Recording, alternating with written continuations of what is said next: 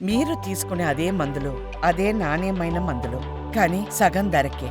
అవును, మెడ్‌ప్లస్ బ్రాండ్స్‌పై 50-80% తగ్గింపు.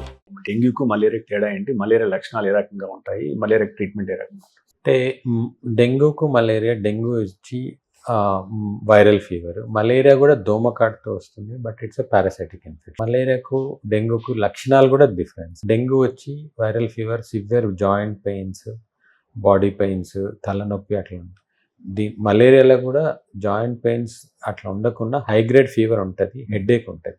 బట్ ముఖ్యంగా మలేరియా వచ్చింది అనుకోవడం విపరీతమైన చలి, అంటే అన్బేరబుల్ చిల్స్ అంటాం, రైగర్స్ అంటే వణుకులాగా వచ్చిన తర్వాత ఫీవర్ స్టార్ట్ అవుతుంది. That is the indication.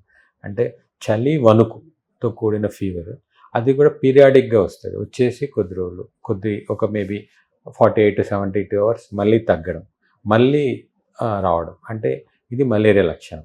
మలేరియాకు treatment ఉంది, డెంగ్యూకి ట్రీట్మెంట్ లేదు. మలేరియాకు they are very good drugs. మనం డయాగ్నోస్ చేసిన తర్వాత, అంటే వైవాక్స్, ఫాల్సిపారం అనే malaria, vivax malaria, falciparum drugs treat చేసుకోవచ్చు. ఫాల్సిపారం మలేరియా అంటే మనము క్లోరోక్విన్ కానీ క్వినైన్ కానీ, క్లోరోక్విన్ అయితే ఒక 3 రోజులు, క్వినైన్ ఒక 5 రోజులు.